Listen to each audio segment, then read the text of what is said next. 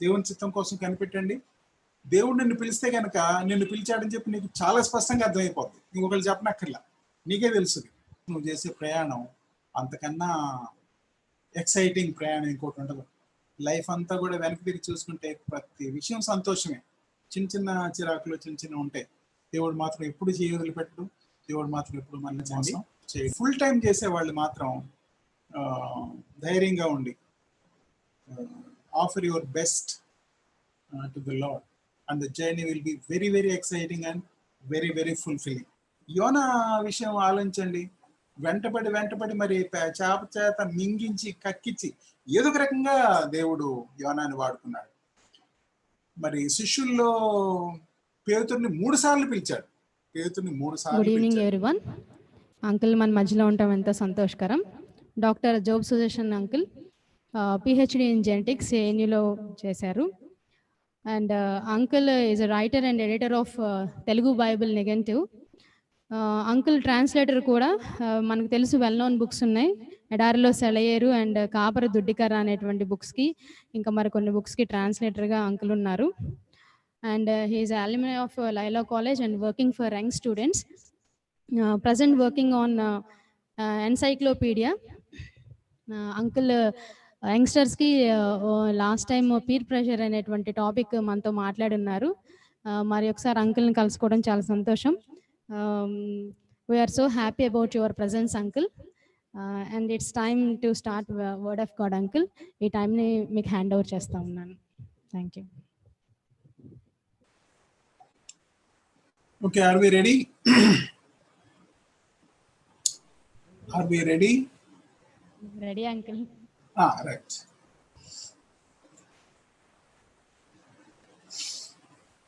మరొకసారి మన ఫెజ్ కమ్యూనిటీతో కలవడానికి నాకు చాలా సంతోషం ఉంది. ఈరోజు చాలా అన్ఈజీగా నేను మాట్లాడుతున్నాను. అది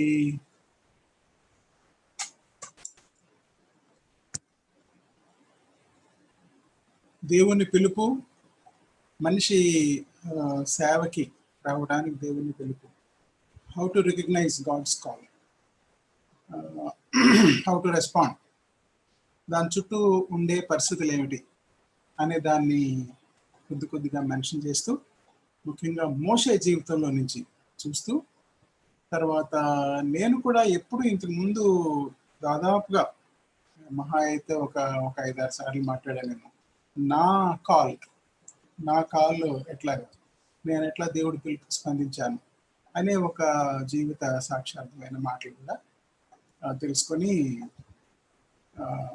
మీతో పంచుకోవడానికి నేను చూస్తున్నాను. మోషే జీవితం గురించి నేను ఇంతకుముందు ఒకసారి మాట్లాడాను, యూట్యూబ్లో ఉంది. మోషేని దేవుడు పిలిచిన ఆ టైంలో మోషే లోబడ్డాడు, ఇశ్రాయేలు దగ్గరికి వెళ్ళి వాళ్ళని దేవుని యొక్క హస్తం మహాప్రభావంతో అక్కడ వెల్లడై ఫరో మెడలు వంచి వాళ్ళందరూ కూడా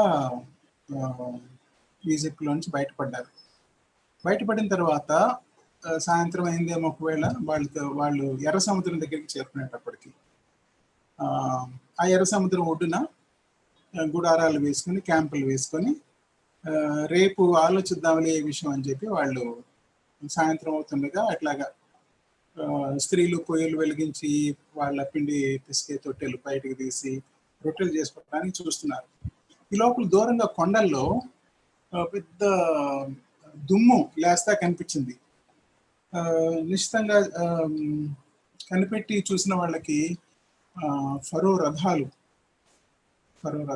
ఎన్నో, ఒక 1000 రథాలు, 700-800 రథాలు, ఒక్కొక్క రథంలో సారథి వెనకాల ఒక వీరుడు శూలం పట్టుకొని, కత్తులు పట్టుకొని, బాణాలు పట్టుకొని స్పీడ్గా వచ్చేస్తున్నారు. అది కొంచెం దూరంలో నుంచి చూస్తే 1 గంటలో వస్తారేమో అనిపిస్తుంది. గబగబా మోషే ఉన్న గుడారంలోకి పెద్దలంతా పరిగెత్తుకుంటూ వెళ్ళారు. ఇక్కడ నుంచి నేను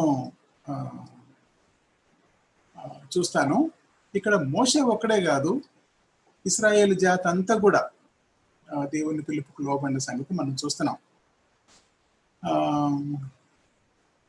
పౌలు కూడా ఇశ్రాయేలు బానిసత్వం నుంచి విడిపించిన తర్వాత ఒక విచిత్రమైన మాట రాస్తాడు. వారందరూ కూడా మోషేలో బాప్తిసం పొందారు అని రాస్తాడు. వాళ్ళు సముద్రంలో బాప్తిసం పొందారు. కొరింథీ రాసిన మొదటి పత్రిక 10వ అధ్యాయం మొదటి 2 వచనాల్లో సముద్రంలో వారంతా బాప్తిసం పొందారు, వాళ్ళు మోషేలో బాప్తిసం పొందారు అని రాస్తున్నాడు. బాప్తిసం ఇది పస్కా అనే దాని కొనసాగింపు అని చెప్పి రాశారు. పస్కా అంటే బయటకు వచ్చేయడం, దాటిపోవడం, ఈజిప్టు సామ్రాజ్యంలో నుంచి దాటిపోయి బయటకు రావడం. అసలు అంతకుముందు రాత్రి మరణ దూత ఇశ్రాయేలీయులు దాటిపోవడం. అంతేకాకుండా ఆ పస్కా అనే ఆ కాన్సెప్ట్, పస్కా అనే మాట వీళ్ళంతా ఎర్ర సముద్రం నుంచి దాటిపోవటానికి కూడా అది వర్తిస్తుంది. పస్కా అనే మాటకి ఇంకా విస్తృతమైన అర్థమే ఉంది. ఏంటంటే మనందరం కూడా పస్కా అంటే మరణంలో నుంచి జీవంలోకి దాటాం. గతంలో ఉన్న అమాయకమైన అపనమ్మకమైన దోష స్థితిలో నుంచి నిర్దోషమైన స్థితిలోకి, జీవంలోకి మనం కూడా దాటాం. మనందరం కూడా పస్కాలో ఆ విధంగా ఉన్నాం. ఇది మోషే ఏ విధంగా ఈ పిలుపుకి స్పందించాడు, పిలుపుకి నిలబడ్డాడు అనేది మనం చూస్తే కనుక కొరింథీ మొదటి పత్రిక 10వ అధ్యాయం 1-2 వచనాల్లో సోదరీ సోదరులారా పౌలు రాస్తున్నాడు. మన పితరులు మేఘం కిందుగా ప్రయాణాలు చేశారు, వారంతా సముద్రం గుండా నడిచి వెళ్ళారు. అందరూ మోషేను వెంబడించి అతన్ని బట్టి మేఘంలో సముద్రంలో బాప్తిసం పొందారు. ప్రయాణాలు చేశారు, సముద్రం గుండా వెళ్ళారు అనే దానిలో పస్కా అనే ఒక కాన్సెప్ట్ మనకి అనిపిస్తుంది. సరే, అది అర్థం కాకపోయినా పర్వాలేదు.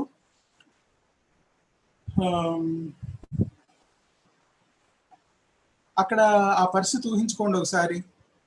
మోషే దగ్గరికి చుట్టూత గుమిగూడి, ఒకవేళ గుడారంలోకి వెళ్ళారో లేకపోతే మోషే బయటకు వస్తే ఆయన చుట్టూ గుమిగూడి గట్టిగా ఆర్గ్యుమెంట్లు చేస్తున్నారు, వాదన చేస్తున్నారు, రకరకాల వాదనలు తీసుకొస్తున్నారు. ఏం చేయాలి ఇప్పుడు, ఏం చేయాలి?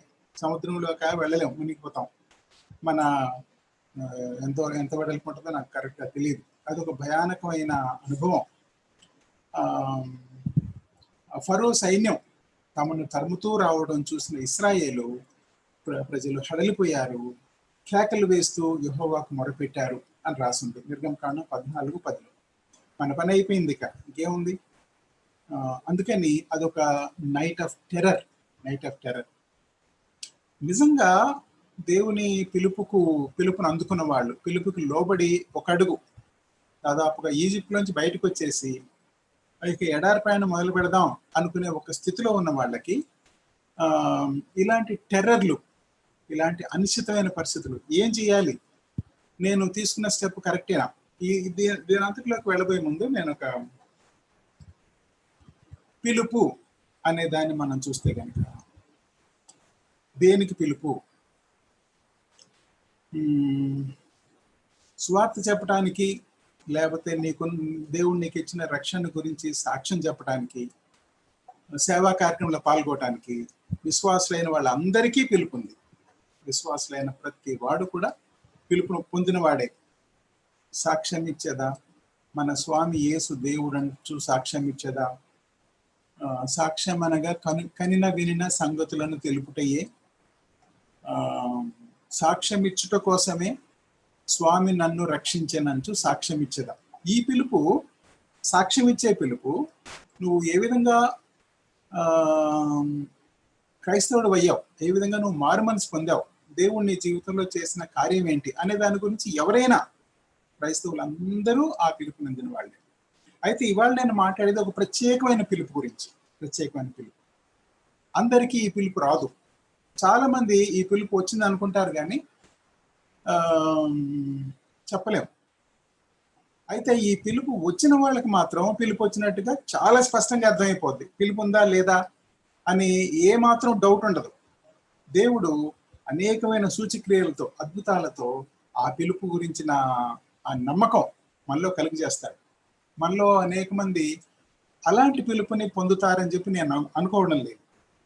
ఈ రోజులో మరి ముఖ్యంగా ఏదో కొద్ది మంది పిలుపుని అందుకుని ఇంకా వేరే పనేమి పెట్టుకోకుండా కేవలం ఫుల్ టైమ్గా సేవ చేస్తాం అనుకునే వాళ్ళు ఎక్కువ మంది లేకపోతేనే మంచిది. ఇట్లాగా పిలుపు ఉంది అని ఏదో ఒక చిన్న సంఘం పెట్టుకుని పాస్టర్లుగా ఉంటూ ఆ జీవితాంతం గడిపేసేవాళ్ళు, అది నిజంగా పిలుపు కాదు నాకు తెలియదు. వాళ్ళ గురించి నేనేం కామెంట్ చేయలేను, కానీ చాలా మంది, నేను ఎప్పటి నుంచి, ఎప్పుడు 1970 నుంచి విజయవాడలోనే ఉన్నాను. మధ్యలో ఢిల్లీకి అటు ఇటు హైదరాబాదు, బెంగళూరు వెళ్ళొచ్చాను, కానీ మొత్తం మీద విజయవాడ వాస్తవ్యుణ్ణి. ఇక్కడ ఇప్పుడు సీనియర్గా పాస్టర్స్గా చలామణి అవుతున్న వాళ్ళంతా అన్న అన్న అని చెప్పి నా దగ్గర నా చుట్టూ ఉన్న వాళ్ళే, నన్ను ఎంతో ప్రేమించిన వాళ్ళే. వాళ్ళ చాలా మంది ఒకనొక టైంలో ఫుల్ టైమర్స్గా అయిపోయారు. ఫుల్ టైమర్స్గా అయ్యారు. వాళ్ళందరూ కూడా 10th క్లాస్ తప్పి ఇంటర్మీడియట్ పాస్ అయ్యి డిగ్రీ అయిన తర్వాత ఉద్యోగం ఏం చేయాలో తెలియక అక్కడున్న వాతావరణాన్ని బట్టి సేవ అని ఏదో ఒక రకమైన సేవలోకి వెళ్ళిపోయిన వాళ్ళు చాలా మంది నాకు తెలుసు. వాళ్ళు ఉద్యోగం రాక సేవలోకి వచ్చారా, లేకపోతే నిజంగా పిలుపుందా అనే దాని గురించి చూస్తే అది మనకి తెలియదు. దేవుడు పిలిచే పిలుపు, సేవకు పిలిచే పిలుపు అతనికి దేవుడికి మాత్రమే తెలుసు. నిజంగా పిలుపుని అందుకున్నవాడు ఎలాంటి అనిశ్చితంలో, ఎలాంటి టెర్రర్లో ఉంటాడో మోషేని చూస్తే మనకి ఇక్కడ అర్థమవుతుంది. నిజంగా అంటే ఫుల్ టైమ్గా, అంటే ఒక ప్రత్యేకమైన పిలుపు పొందినవాడు ఎలాంటి అద్భుతాలు చూస్తాడు, ఎలాంటి అనిశ్చితంలో ఉంటాడు, ఎలాంటి టెర్రర్ లైఫ్ మొదట్లో గడుపుతాడు అనేది మనం వాళ్ళు చూస్తాం. దీనిలోకి వెళ్ళబోయే ముందు ఇంకొక మాట కూడా నేను చెప్తాను.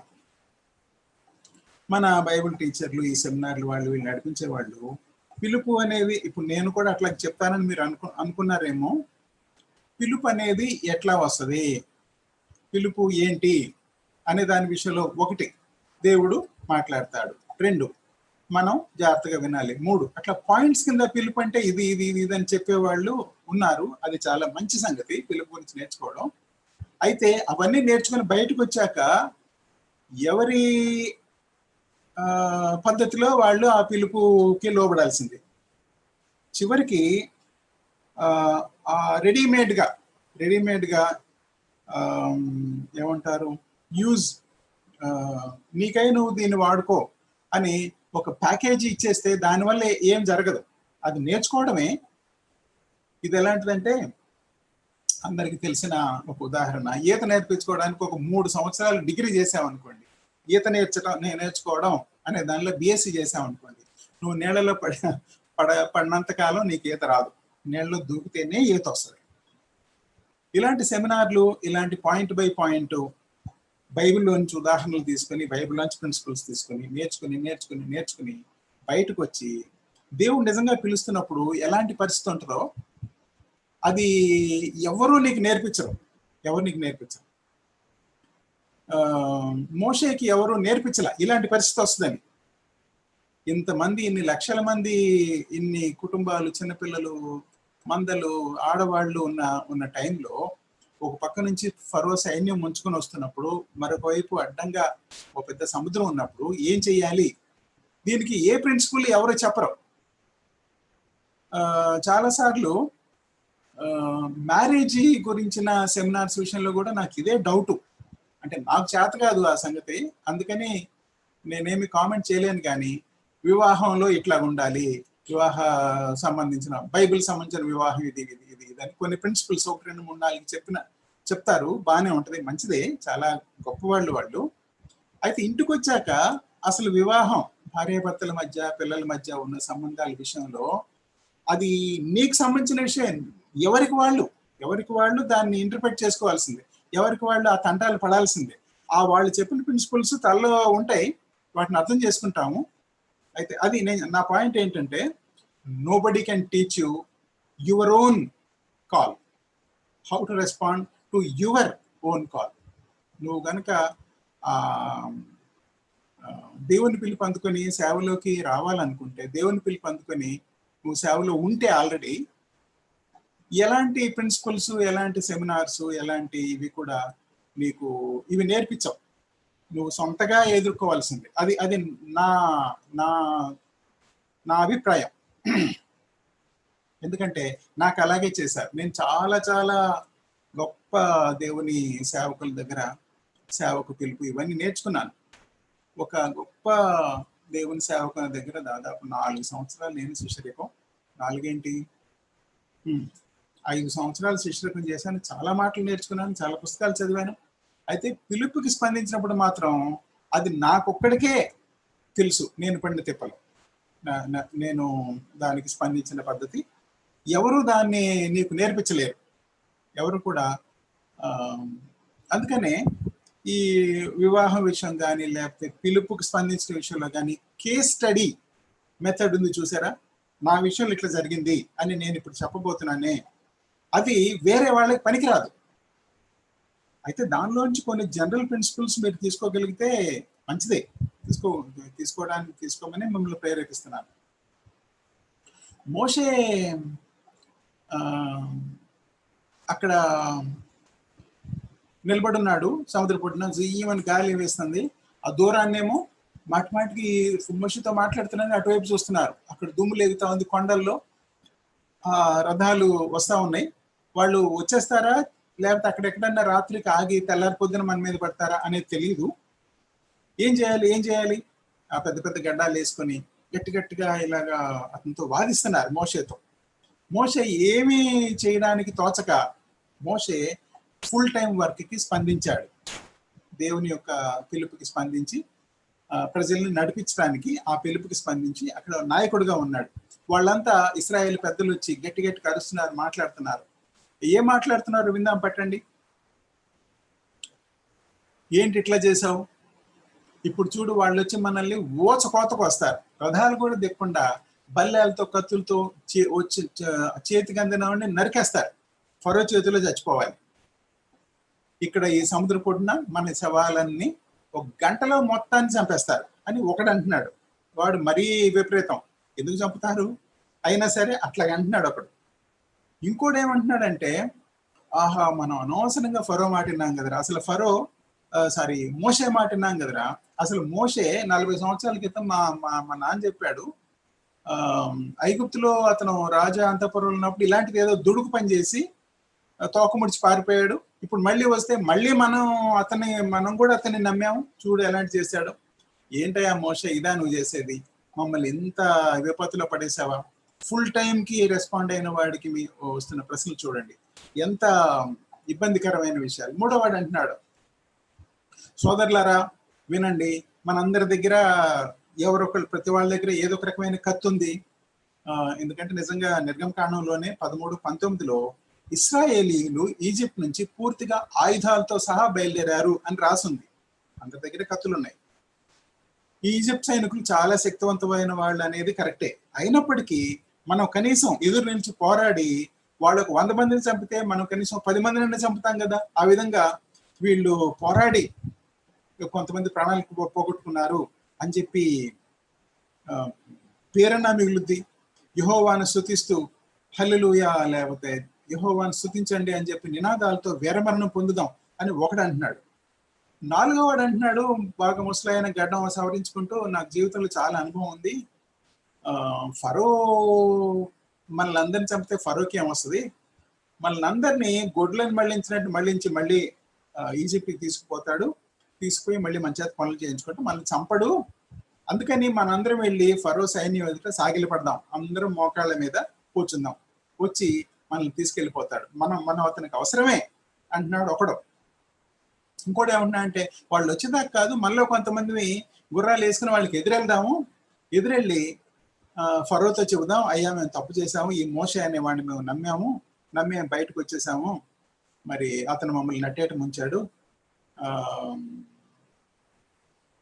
ఫరో దగ్గర ఉంటే మన పిల్లలకు మన కనీసం తిండి దొరుకుద్ది, భద్రత ఉంది.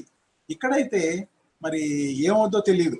ఇట్లా రకరకాలుగా ఇంకో కొద్ది మంది మాత్రం ఏమో నిజంగానే మోషేతో దేవుడు మాట్లాడాడేమో, దేవుడు చెప్పిన దానికి వ్యతిరేకంగా మనం చేయాలా, దేవుడు మనల్ని వదిలిపెడతాడా అని కొంతమంది అంటున్నారు. ఇదంతా ఈ వాద ప్రతివాదాలు జరుగుతూ ఉన్నాయి. ఏం చేయాలి ఇప్పుడు? ఏం చేయాలి? మరి ఇక్కడ మనలో ఫరో ఎవరు, మనలో మోషే ఎవరు? ఫరో ఎవరు, మోషే. ఫరో అంటేనేమో మనం సేవలోకి వస్తున్నప్పుడు ఒక కామన్ సెన్స్కి సంబంధించిన మనిషి. నీలో నాలో ఫరో ఉన్నాడు అనుకోండి, అంటే ఫరో ఆత్మ, ఫరో లాంటి ధోరణి ఉందనుకోండి, ఆ ఫరో మనల్ని ఎట్లా ఆలోచింప చేస్తాడంటే, ఎందుకు వచ్చిన గొడవ, ఏదో ఇట్లాగే కొనసాగిపోదాం, కొంతన్నా అక్కడికి వెళ్ళి అక్కడ తిండన దొరుకుతుంది, మళ్ళీ వెనక్కి వెళ్ళిపోతే ఏదో ఒక రకమైన వసతి దొరుకుతుంది, ఫుల్ టైమ్గా అయిపోయి అందరి చేత తిట్లు తిని మరి సరైన ఫైనాన్షియల్ సెక్యూరిటీ ఉంటుందో ఉండదో, ఎందుకు అనవసరం, ఏదో ఒక జీవితం గడిచిపోతే చాలు, మనం కూడా ఏదో ఒక ఆర్గనైజేషన్లోనో లేకపోతే ఒక చర్చికి అనుబంధంగా ఉండి సేవ చేద్దాం, ఫుల్ టైం దేవుడు పిలుస్తున్నాడు, ఇది అవసరమా? అటు ఇటు కూడా ఉండొచ్చు కదా, ఒకవైపు ఏదన్నా పని చేసుకుంటూ ఏదైనా జాబ్ చేసుకుంటూ సేవ కూడా చేయొచ్చు కదా, ఫుల్ టైంకి వెళ్ళటం అవసరమా?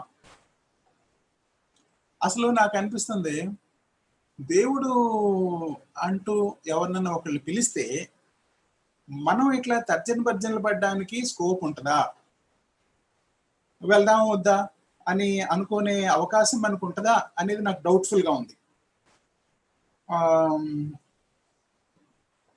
యోనా విషయం ఆలోచించండి, వెంటపడి మరి చేత మింగించి కక్కించి ఏదో ఒక రకంగా దేవుడు యోనాని వాడుకున్నాడు. మరి శిష్యుల్లో పేతుర్ని 3 సార్లు పిలిచాడు, మిగతా వాళ్ళని కూడా ఎట్లా పిలిచాడో మనకు కరెక్ట్గా తెలీదు. ఒక్కొక్కసారి ఒక్కొక్కడు వచ్చి నేను నీ వెంట వస్తాను, అకామిడేషన్ నువ్వు ఉండే చోట ఎక్కడ చూపించి నాకు ఒకసారి, అప్పుడు నేను వెంబడిస్తాను అని అంటాడు. బోధకుడా నువ్వు ఎక్కడ కాపురం ఉన్నావు, రబీ నువ్వు ఎక్కడ కాపురం ఉన్నావు అంటే, ఇతను ఆల్రెడీ యేసు ప్రభు శిష్యుల స్కూల్లో చేరటానికి హాస్టల్ అకామిడేషన్ ఎట్లా ఉంటుందని ముందే అడుగుతున్నాడు వెళ్ళి. నీతో కలిస్తే ఎక్కడుంటాం మనం, నువ్వు ఎక్కడ ఉంటున్నావు, నీతో పాటు నేను ఉండటానికి అక్కడ వసతులు ఎట్లా ఉన్నాయి అని అడుగుతున్నాడు అనమాట. నేను కూడా ఆంధ్ర యూనివర్సిటీలో ఎంఎస్సి జాయిన్ అయినప్పుడు ఫీజు కట్టేసి అటు హాస్టల్స్ వైపుకి నడిచి వెళ్ళాం, నేను మా నాన్న. హాస్టల్స్ ఎలా ఉన్నాయి చూడడానికి. ఇంక రేపటి నుంచి 2 సంవత్సరాలు ఈ హాస్టల్స్లో ఏదో ఒక హాస్టల్ అని ఉండాలి కదా అని చెప్పి, రబ్బీ నీవు ఎక్కడ కాపురం ఉన్నావు అంటే యేసు ప్రభు నవ్వి నాకు అసలు ఇల్లు వాకిలు లేదురా బాబు, నక్కలకైనా చిన్న కన్నాలు ఉంటాయి, ఆ గుంటల్లోకి దూరి పడుకుంటే అవి, పక్షులకేమో గూళ్ళు ఉంటాయి, మనిషి కుమారుడికి మాత్రం నువ్వు వస్తే నాతో పాటు నువ్వు కూడా ఫుట్పాత్ మీద పడుకోవాల్సిందే, చెట్ల కింద పడుకోవాల్సిందే, బ్రిడ్జిల కింద పడుకోవాల్సిందే వర్షం వస్తే అన్నట్టుగా చెప్పాడు. ఇంకొక అతను వచ్చి వీళ్ళంతా శిష్యరికం చేయడానికి వస్తున్న వాళ్ళు, ఫుల్ టైమర్స్గా వస్తున్న వాళ్ళు, వాళ్ళకై వాళ్ళు వచ్చి మేము నిన్ను వెంబడిస్తాం అని చెప్పిన వాళ్ళు. ఇంకోటి వచ్చి నీకు శిష్యరికం చేయాలని నాకు ఉంది, అయితే మా నాన్న చాలా ముసలాడు, ఆ వచనాలు నేను చెప్పడం లేదు, చాలా ముసలాడు, అందుకని ఆయన చనిపోయే వరకు ఉండి ఆయనకి యథా ప్రకారంగా అంత్యక్రియలు జరిపించి అప్పుడు నేను వస్తాను అని చెప్తున్నాడు. చాలా పెడసరంగా, చాలా హార్ష్గా యేసు ప్రభు మాట చెప్పి, చచ్చిన వాళ్ళు ఇంకా ఉన్నారులే మీ ఇంట్లో, చచ్చిన వాళ్ళ సంగతి చూసుకుంటారు, నువ్వు గనక బతికిన వాడవైతే గనక, నీకు జీవం ఉన్న వాడవైతే నన్ను వెంబడి తెలుసుకుంటే ఇప్పుడే వచ్చేసాయి, వదిలిపెట్టి వచ్చేసాయి. ఎవరింటారండి అలాంటి మాట? ఇట్లా ఉంటది యేసు ప్రభు మాట. మనల్ని ఫుల్ టైం పిలిచినప్పుడు మనం ఏదైనా డౌట్స్ అడిగితే ఆయన ఏం క్లియర్ చేయడు, ఆయన మృదువుగా బుజ్జగింపు ఏం మాట్లాడు, చాలా పెడసరంగా మాట్లాడతాడు. కష్టం, ఎట్లాగో తెలియదు మనకి. నాకు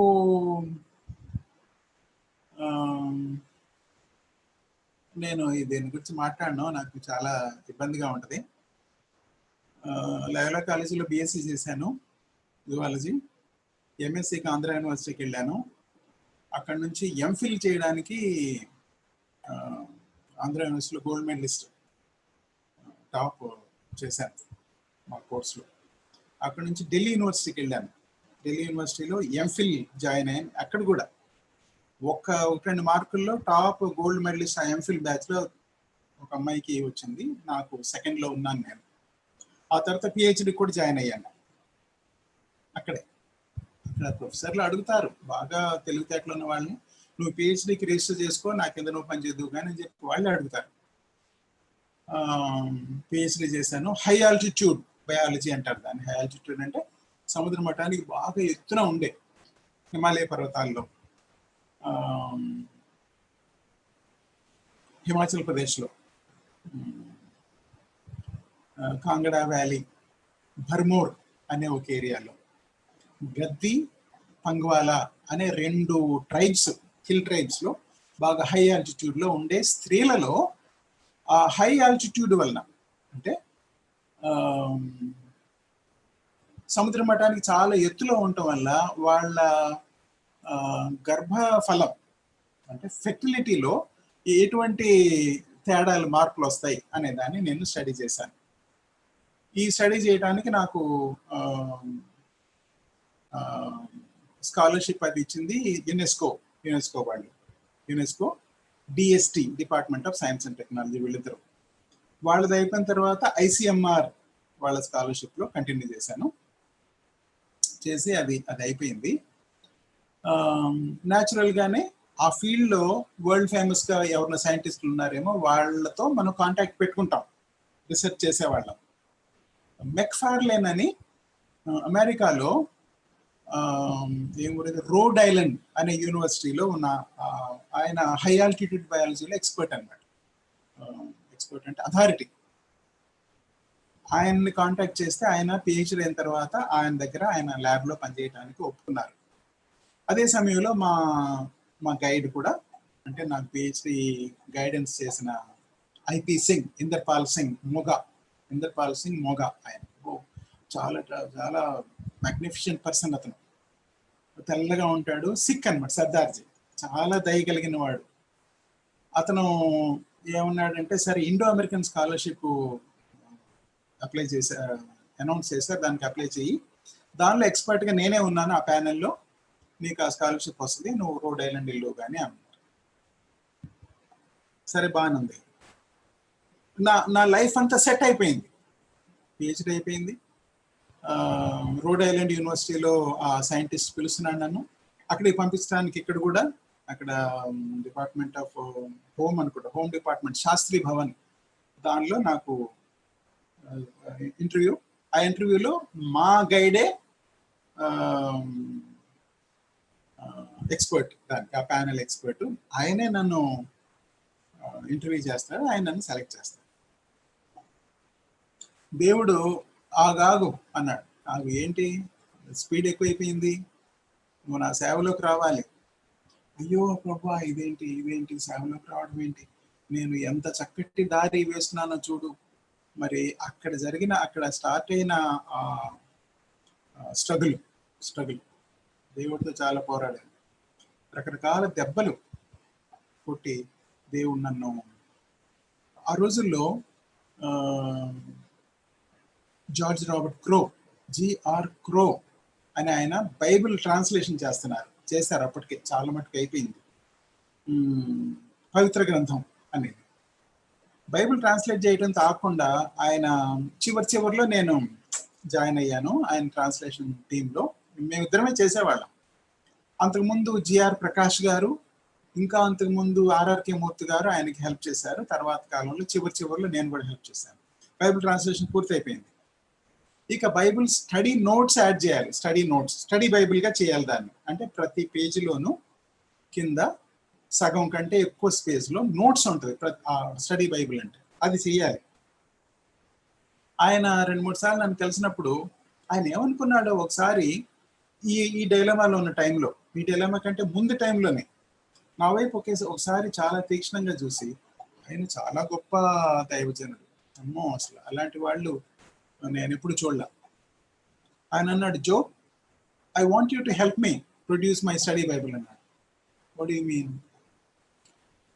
నా స్టడీ బైబిల్ ఎంతకాలం పడుతుంది? 3 సంవత్సరాలు ఏంటి, నేను 3-4 నెలల్లో నేను స్టేట్స్ వెళ్ళిపోతున్నాను. నేను హై ఆల్టిట్యూడ్ బయాలజీలో పిహెచ్డి, హై ఆల్టిట్యూడ్ బయాలజీలో అథారిటీ మెక్ఫార్లేన్కి శిష్యుడిగా వెళ్ళిపోతున్నాను. ఏమో నువ్వు సేవకు వస్తావని చెప్పి నేను ఆశిస్తున్నాను అని చెప్పాడు. అయిపోయింది. నాకు ఆశ్చర్యం వేసింది, నవ్వుకున్నాను కూడా. అయితే అతను పిలిచినట్టుగానే, అతని ద్వారా దేవుడు మాట్లాడినట్టుగానే క్రూ గారి ద్వారా మరి మా నాన్న చనిపోయాడు, ఇంకా చాలా అల్లకల్లాలు వచ్చేసినాయి. ఇంకా మా నాన్న చనిపోయినప్పుడు ఇంటికి వచ్చాము, విజయవాడకి వచ్చాము. అప్పటికి నాకు పెళ్ళైంది. వచ్చిన తర్వాత జనవరి 7వ తేదీన చనిపోయారు. జనవరి 23వ తేదీన ఢిల్లీలో ఇంటర్వ్యూ. ఇంకా లాస్ట్ మా ప్రొఫెసర్ ఏమో చాలా తలకిందులు అయిపోతున్నాడు. ఏంటి సుదర్శన్ రాలేదు, సుదర్శన్ రావట్లేదు ఇంటర్వ్యూ కదా. ఫోన్లు అప్పట్లో సెల్ ఫోన్లు లేవు కదా, ఫోన్లు మామూలు ఫోన్లు కూడా లేవు. ఆయన కంగారు పడుతున్నాడు. మొత్తానికి 2-3 రోజుల ముందు వెళ్ళాను. ఏంటి పరిస్థితి, నువ్వు ఏమైపోయావు, ఇంటర్వ్యూ ఉంది కదా అంటే, డాక్టర్ సాబ్ నేను ఇంటర్వ్యూకి వెళ్ళటం లేదు, నేను సేవకి వెళ్తాను. అతనికి అర్థం కాల. సేవ ఏంటి, ఫుల్ టైం ఏంటి, ఇప్పుడు నీ ఎదురుగుండా ఉన్న కెరీర్ ఏంటి, నువ్వు అంటున్న మాట ఏంటి. ఆయన ఎక్కువసేపు మాట్లాడాలి. ఆయన చాలా పెద్ద మనిషి. 2 నిమిషాలు 3 నిమిషాలు మాట్లాడి, ఏమో నాకు అర్థం కావట్లేదు, ఇంతకు వస్తున్నావా ఇంటర్వ్యూకి అన్నాడు. వస్తున్నాను కానీ నేను వేరే దారి చూస్తున్నానంటే ఇంకా మాట్లాడలేదు, ఇలా ఉండిపోయాడు. ఇంటర్వ్యూకి వెళ్ళాను. వెళ్తే వేరే ఇంకొక అమ్మాయిని సెలెక్ట్ చేసి నన్ను సెకండ్లో పెట్టారు. ఆ అమ్మాయి కనుక వేరే ఆపర్చునిటీస్ వస్తే వెళ్ళిపోతే కనుక నాకు వస్తుంది. ఇదంతా ఎందుకు చెప్తున్నానంటే, పిలుపు అనేది ఎవరెవరికి ఎట్లాగా పిలుపు వచ్చింది, ఆ పిలుపు వాళ్ళు ఎట్లా స్పందించారు, ఆ స్పందించడం వల్ల వాళ్ళు ఎలాంటి తంటాలు పడ్డారు అనేది మోషే జీవితంలో మనకు కనిపించింది, యోనా జీవితంలో కనిపించింది, నాకు కూడా నా జీవితంలో కనిపిస్తుంది. యేసు ప్రభు మనల్ని సేవకు పిలిచినప్పుడు మనల్ని చక్కగా కౌగిలించుకొని వెచ్చగా మెత్తగా మృదువుగా ఉంచడం ఏంటో అసలు ఆయన మనల్ని పట్టించుకున్నట్టుగానే ఉంటుంది. ఆర్థికమైన ఇబ్బందులు ఉంటాయి, మరి అందరూ మనల్ని హేళన చేసేవాళ్ళే. అందరూ ఏంటి మీ ప్రొఫెసరే కదా, ఇదేంటి ఇంత ఫూలిష్గా చేస్తున్నావు, బేవకూఫ్, ఇట్లాంటి మాటలు అనేవాళ్ళు ఢిల్లీ యూనివర్సిటీలో మా కొలీగ్స్ అందరూ. అది మన విశ్వాసానికి సవాలు. చాలా భయానకమైన పరిస్థితి అది. అందుకని చాలా ఈజీగా దేవుని పిలుపుని అంగీకరించడం ఎట్లా, మన జీవితంలో దేవుని సేవ అనేది మామూలు సామాన్యమైన విషయం కాదు. దానికి కొంతమంది కొన్ని ప్రిన్సిపల్స్ చెప్పొచ్చు.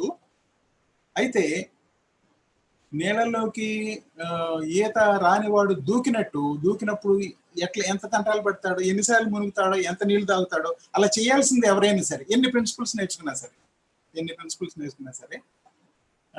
నీళ్లు మింగాల్సిందే, మునగాల్సిందే, మళ్ళీ తేలాల్సిందే, పిచ్చిగా చేతులు కాళ్ళు అటు ఇటు ఆడించాల్సిందే. అప్పుడు ఈత వస్తుంది. ఈత వచ్చిన తర్వాత కూడా చుట్టూతా రకరకాల జీవులు, జంతువులు మళ్ళీ కుట్టేవి రకరకాలుగా ఉంటాయి. సేవలోకి వచ్చాక కూడా అప్పట్లో 1400-1500 తీసుకునేవాడిని క్రో గారి దగ్గర. ఒక్కొక్క నెల కొద్దిగా ఎక్కువ ఉండేది, ఒక్కొక్క నెల తక్కువ ఉండేది. చాలా కష్టాలు. అప్పటికే పాప పుట్టింది, ఆ తర్వాత బాబు కూడా పుట్టాడు. హైదరాబాద్లో మల్కాజ్గిరిలో ఉండేవాళ్ళం ఇద్దరం. నేను ప్రతిరోజు పొద్దున్నే 8:30కో 9కో బయలుదేరి ఒక డొక్కు స్కూటర్ ఉండేది, క్రోగారే స్కూటర్ ఇచ్చాడు. ప్యారడైజ్ దగ్గర ఆయన అద్దుకుండేవాడు. అదే ఆఫీస్. అక్కడికి వెళ్ళి సాయంత్రం 5 వరకు ఆయనతో కలిసి పనిచేసి ఇంటికి వచ్చేవాడిని.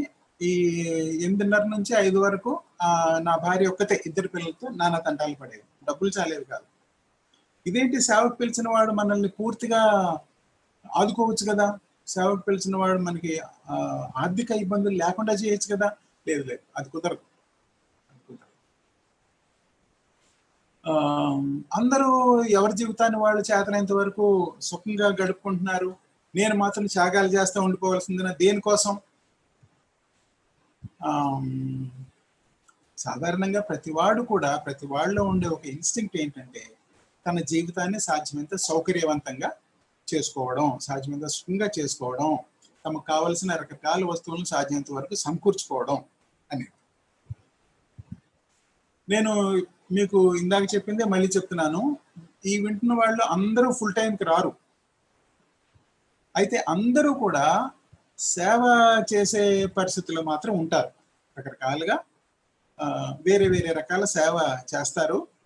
సంఘంలో కానీ, సంస్థల్లో కానీ, వ్యక్తిగతంగా కానీ సేవ చేస్తారు. దాని గురించి కాదు నేను మాట్లాడేది, మళ్ళీ చెప్తున్నాను. ఫుల్ టైం గురించి చెప్తున్నాను, నేను ఫుల్ టైం అని కాబట్టి. అయితే ప్రోగారి శిష్యరికంలో ప్రోగారితో నేను 5 సంవత్సరాలు కలిసి పనిచేసి ఆయన పూర్తిగా నాకు మెంటర్ అంటారు, MENTOR. ప్రోగారు, జిఆర్ ప్రోగారు నాకు మెంటర్. చాలా విషయాలు నేను నేర్చుకున్నాను. ఆయన డిసైపుల్షిప్ లో నేను నేర్చుకున్నది ఏంటంటే, ఈ పౌలు లాగా దేని మీద, ఏ సంఘం మీద కానీ, వ్యక్తుల మీద కానీ ఆధారపడకుండా నా సొంత చేతులతో కష్టపడి పనిచేసి డబ్బు సంపాదించుకుని కుటుంబాన్ని పోషించుకుంటూ సేవ చేయడం. అది కొందరి పిలుపు అట్లా ఉంటుంది.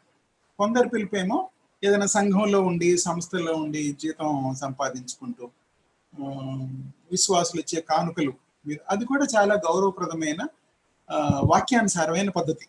ఇది కూడా వాక్యానుసారమైన పద్ధతే. పౌలు లాగా ఎవరి మీద ఆధారపడకుండా తనతో పాటు ఉన్న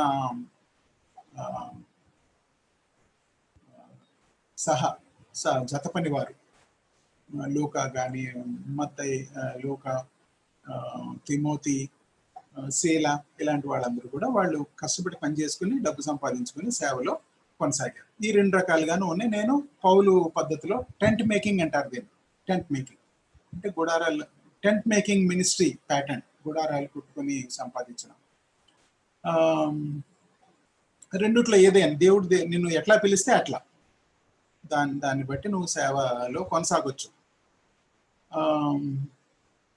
మోషే గురించి మనం నేర్చుకునే ఈ ఉదంతం లో నేను ముఖ్యంగా మీకు చెప్పదలుచుకున్న సంగతి ఏంటంటే, ఎక్కువ మంది ఫుల్ టైంకి రాబాకండి. అయితే దేవుడు కనుక పిలవటం జరిగితే కనుక మీరు ఎంత కష్టపడినా సరే, ఎంత వదిలించుకుందామన్నా సరే, మీరు మాత్రం దేవుడు బహుశా వదిలిపెట్టాడు. ఇప్పుడు అసలు దేవుడు అంతటి వాడే నిన్ను తన సేవకు పిలవటానికి సంకల్పించి, ఆయన నిన్ను పిలిచి నీ కోసం ఏదో ఒక విషయాన్ని ఆయన కేటాయించి నీ చేత ఆ పని చేయించుకోవాలనుకున్నప్పుడు, నువ్వు ఎంత చేసినా, ఏం చేసినా, నీకు ప్రిన్సిపల్స్ తెలిసినా తెలియకపోయినా, నువ్వు ఒప్పుకోకపోయినా నీ చేత చేయించుకోలేడు ఆయన. దేవుని యొక్క చిత్తానికి ఎదురు నిలబడగలిగిన వాడు ఎవడు? ఒక ఫుట్బాల్ అటు 11 మంది, ఇటు 11 మంది ఫుట్బాల్ తన్నట్టు నువ్వు ఎన్ని రకాలుగా, ఎన్ని మూలకి పరిగెడతావో నీకే తెలుసు. మరి అననీయ పౌలు గురించి ప్రార్థన చేస్తాడు. పౌలు దమస్కులో గుడ్డితనంగా ఉండి ఇంట్లో ఉన్నప్పుడు అననీయాని పంపిస్తాడు దేవుడు. నువ్వు వెళ్ళి ప్రార్థన చేయి, సౌలు ప్రార్థన చేస్తున్నాడు, నువ్వు వెళ్ళి అతని కోసం ప్రార్థన చేయి, అతని గుడ్డితనం పోద్దని. అయ్యో, నువ్వు ప్రభువా సౌలు దగ్గరికి నన్ను వెళ్ళమంటున్నావా? అతను ఎలాంటోడో నీకు తెలుసా? అసలు అక్కడ దేవుడు భలే గమ్మత్ మాట, అతడు నా గురించి ఎన్ని బాధలు పడాలో, ఎన్ని తెప్పలు పడాలో నేను అతనికి చూపిస్తాను, నీకెందుకు, నీ సంగతే, నేను చెప్పినట్టు చెయ్యి. సో దేవుడు పిలిచినప్పుడు అంటే కష్టాలు ఉంటాయని కాదు, తప్పకుండా కష్టాలు ఉంటాయని కాదు. అయితే ఫుల్ టైమ్గా దేవుడు, నేను ఒక సిస్టమేటిక్గా కాకుండా, ప్రిన్సిపల్స్, సూత్రాల, సిద్ధాంతాల ప్రకారం కాకుండా నా హార్ట్ నుంచి మాట్లాడుతున్నాను. ఇది చాలా రేర్ ఆపర్చునిటీ నాకు. సాధారణంగా ఎప్పుడు మాట్లాడను. నా జీవితంలో జరిగిన దాన్ని మీ ముందు పెట్టడానికి ఇది ఒక అవకాశం కదా నేను తీసుకుంటున్నాను. అందుకని మరి దేవుడు పిలిచినప్పుడు ఆయన పోషిస్తాడు కదా. ఏదో శామ్ జోసెఫ్ గారు ఒక పాట రాశాడు, సేవ జీవం ఇచ్చిన వాడు జీతం ఇవ్వకుండా ఉంటాడా, పోషించకుండా ఉంటాడా? ఏమో, వస్తువులు కూడా ఉండాల్సి వస్తుంది ఒక్కోసారి. క్రిస్మస్ పండుగ, ఇక రేపనగా ఈ రోజున 50 రూపాయలు ఉన్నాయి జేబులో, చిన్నపిల్లలిద్దరూ, భార్య. ఇవన్నీ కష్టాలు చెప్పి ఏదో కన్నీళ్ళు పెట్టుకున్నది కాదు. ఇప్పుడు బాగానే ఉన్నాము, ఇప్పుడు చాలా వేరే వాళ్ళకి సహాయం చేసే స్థితిలో ఉన్నాం. అయితే ఎవరితో చెప్పలేదు నేను, ఎవరు నమ్మరు కూడా. దేవుడు నన్ను పిలిచినప్పటి నుంచి ఇప్పటిదాకా కూడా, ఈ రోజు దాకా కూడా ఒక అద్భుతంతో నన్ను వెంబడిస్తున్నాడు. అది చెప్పడం ఇష్టం లేదు, చెప్తే మీరు నవ్వుతారు, నమ్మరు. నేను ఏదైనా ట్రాన్స్లేషన్ కూర్చున్నప్పుడు, లేకపోతే ఏదైనా వ్యాసం, పుస్తకం రాయడానికి కూర్చున్నప్పుడు పక్కనే బైబిల్ పెట్టుకుని మనం రాస్తూ ఉన్నప్పుడు తరచుగా బైబిల్లో నుంచి బైబిల్ వచనం తీసి దాన్ని మధ్య మధ్యలో రాస్తుంటాం కదా. సాధారణంగా చాలా తరచుగా బైబిల్ తెరిచి ఆ ఒక రిఫరెన్స్ కోసం వెతికి దానిలో ఉన్న ఆ మాట ఏంటో మనం ఈ పేజ్ మీద రాసే అవసరాలు చాలా చాలా చాలా సార్లు, ఒక గంట సేపు కూర్చుంటే ఒక 15 సార్లు అన్నా బైబిల్ మనం రిఫర్ చేయాల్సి ఉంటుంది. అలా బైబిల్ ఇప్పుడు ఇర్మియా గ్రంథం 36వ అధ్యాయం 14వ వచనం అని ఉందనుకోండి, దాన్ని బైబిల్లో చూడాలనుకోండి, 180 సార్లు 185 సార్లు బైబిల్ని అలాగ తీస్తే, ఉజ్జాయింపుగా పట్టుకొని అలా తీస్తే ఆ పేజే వస్తుంది నాకు, కరెక్ట్గా ఆ పేజ్ వస్తుంది. పేజీ ఇలా ఇలా ముందుకి వెనక్కి పేజీలు తిప్పడం ఉండదు నాకు. ఎక్కడ పట్టుకుని తీస్తే కరెక్ట్గా ఆ పేజ్ వస్తుంది. అసలు నాకు బుర్ర తిరిగిపోద్ది అనమాట, కళ్ళు తిరిగిపోతాయి. ఒకసారి 2 సార్లు కాదు, ఒక గంట సేపు కూర్చుంటే ఆ గంట సేపట్లో ఒక 100 సార్లు బైబిల్ వెతికితే 80 సార్లు నేను ఎట్లా తీసిన ఫస్ట్ టైమే అది వచ్చేస్తుంది.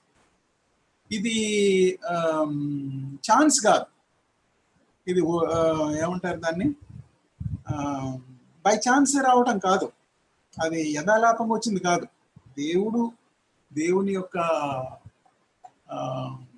అద్భుతం నన్ను ఎన్ని సంవత్సరాలు, 84లో ఏప్రిల్ 24వ తేదీన నేను సమర్పించుకున్నాను.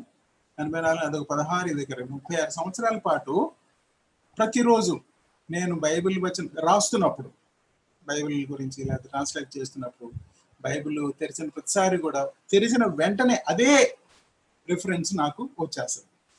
ఇదేం అద్భుతం అనుకుంటారేమో, ఏమో నాకు మాత్రం అద్భుతమే తెరవగానే రావడం. తర్వాత దేవుడు నా ద్వారా జరిగించుకున్న విషయాలు నేను చూసినప్పుడు నేను అసలు ఇప్పుడున్న మన యోగ్యులైన దైవ సేవకులతో గొప్ప మన తెలుగులోనే, మన విజయవాడలోనే ఉన్నవాళ్ళు, ఫెజ్లో ఉన్నవాళ్ళు, వాళ్ళతో పోల్చుకుంటే నేను ఎక్కడో ఉంటాను. అసలు నాకేమీ తెలియదు, ఏం చేత కాదు, చాలా ముద్దుగుర్ర. అయితే వీళ్ళతో పాటు వీళ్ళందరినీ వరుసగా నిలబెడితే 800 900లోనన్నా కనీసం నేను నిలబడగలిగే యోగ్యత నాకు వచ్చిందంటే అది దేవుడి మూలంగానే. నేను కూడా కొన్ని పుస్తకాలు ట్రాన్స్లేట్ చేశాను, నాకు కూడా ఏదో కొంత తెలివితేటలు సంపాదించుకున్నాను, వాక్యం అక్కడక్కడ కొంచెం కొంచెం తెలుసు అని చెప్పగలిగిన స్థితి రావడం అంటే అది ఒక అద్భుతమే. ఎంతకాలం మరి దేవుడు కొనసాగించుకుంటాడో, ఎంతకాలం. ముఖ్యంగా ఈ 3 వాల్యూమ్స్ బైబిల్ ఎన్సైక్లోపీడియా అనేది రాస్తున్నాను. నాకు ఇంకా ఎన్ని సంవత్సరాలు జీవం ఉంటుందో లైఫ్ ఉంటుందో తెలియదు.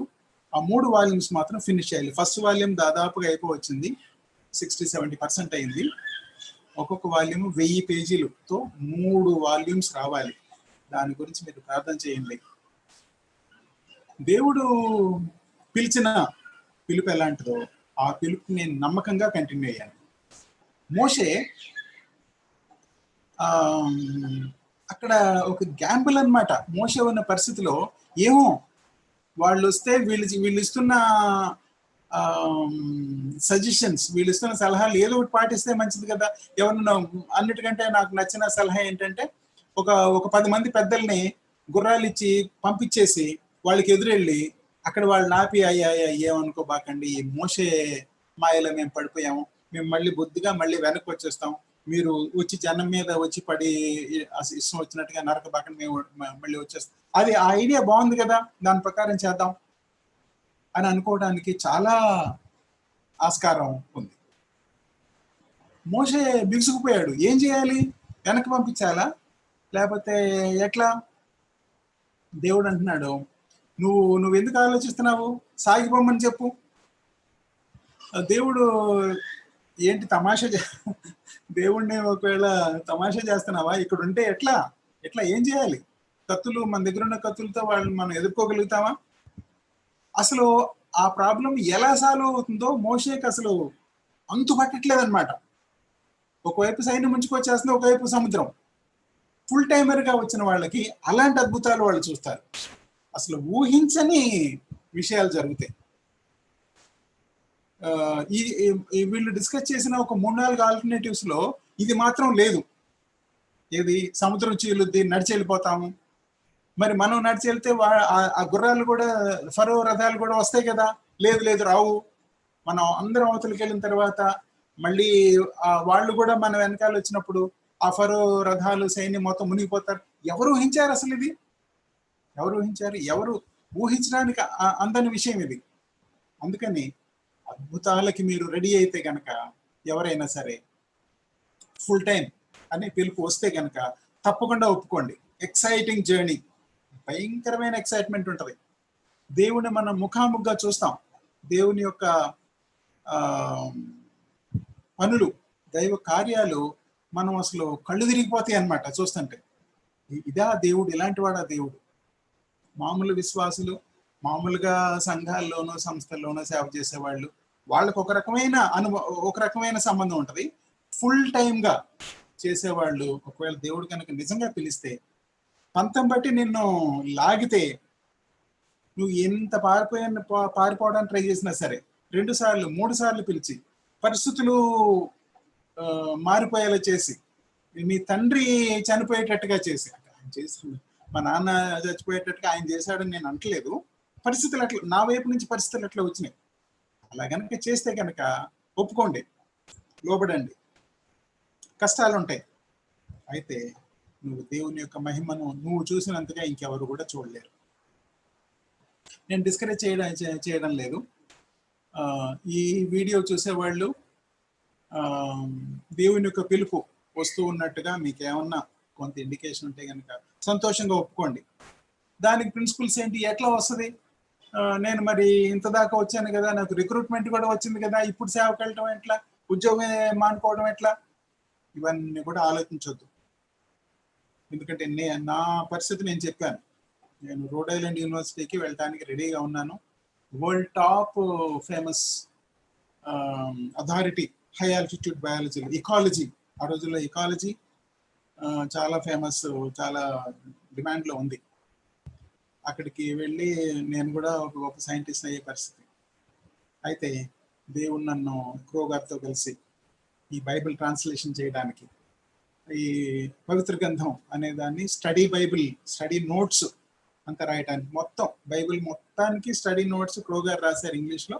మొత్తాన్ని నేను తెలుగులో అనువాదం చేశాను. పవిత్ర గ్రంథం అనే బైబిల్ మీ దగ్గర ఉంటే కనుక దానిలో వాడుక భాషలో బైబిల్ ఉంటుంది, బైబిల్ వచనాలు. ప్రతి పేజ్లోనూ కింద వ్యాఖ్యానం ఉంటుంది, దాని గురించి నోట్స్ ఉంటుంది. ఆ నోట్స్ అంతా కూడా నేనే ట్రాన్స్లేట్ చేశాను. తర్వాత బైబిల్ అంతటినీ కూడా మేము చేసిన కరెక్టా కాదా అని చూడడానికి ఇంత పెద్ద ఒక వాల్యూమ్ ఉంటుంది. ఆ వాల్యూమ్లో 8 ట్రాన్స్లేషన్స్ అని ఉంటాయి. ఒక పారాగ్రాఫ్, ఒక 10 వచనాలు ఒక వెర్షన్లో, Jerusalem Bible, NIV, KJV, new KJV, అట్లా ఇలా పుస్తకాన్ని తెరిస్తే ఇటు 4 ఇటు 4 8 అనువాదాలు ఉంటాయి.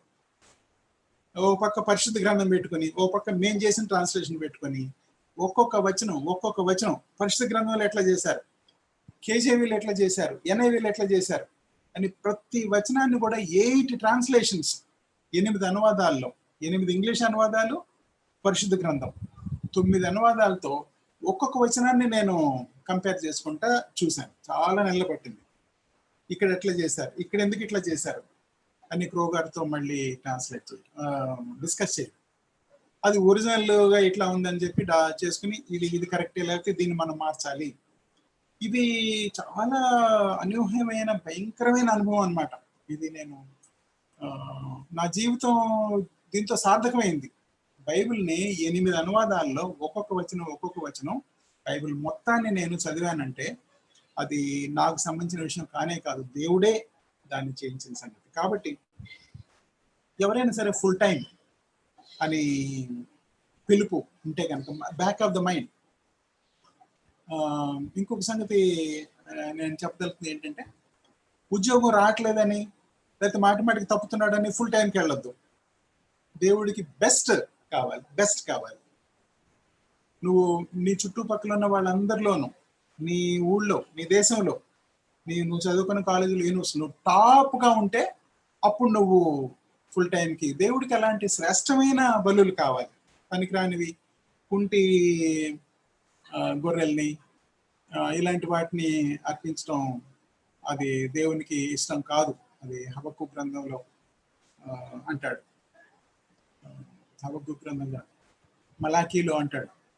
అందుకని దేవుడికి నిన్ను సమర్పించుకోవడానికి నువ్వు యోగ్యుడు అని చెప్పి నీకు అనిపిస్తే కనుక చాలా మంది ఇది చూస్తారేమో. ఒకవేళ చాలా మంది ఫుల్ టైమ్గా వెళ్ళాలా అనే దాని గురించి ఆలోచిస్తున్నప్పుడు దీనికంటూ నేను చివరిలో నేను అంటున్నాను, దీనికంటూ ఒక సిద్ధాంతాలు, కొన్ని సూత్రాలు ఏబిసిడి ఏమీ లేవు.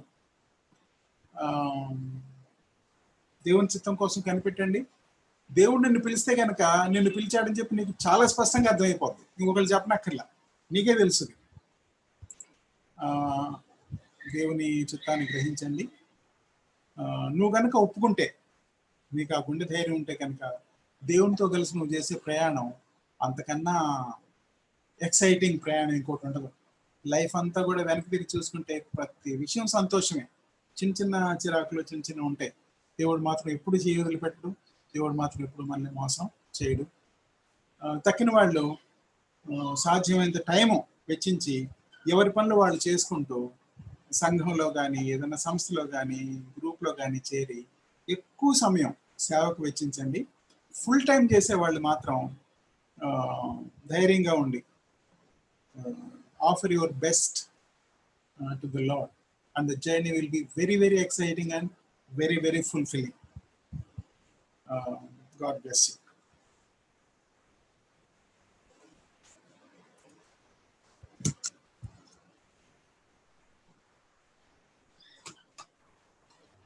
Thank you so much uncle. చాలా వాల్యుబుల్ సెషన్ ఇది. ఈవెన్ సేవకు సమర్పించుకున్న మాలాంటి వాళ్ళ కోసం కూడా ఎంతో ప్రయోజనకరమైన మాటలు మేము విన్నాం. ప్రభునామాన్ని నేను మహింపరుస్తున్నాను. మీకు కృతజ్ఞతలు uncle. And now this is the time for questions and queries.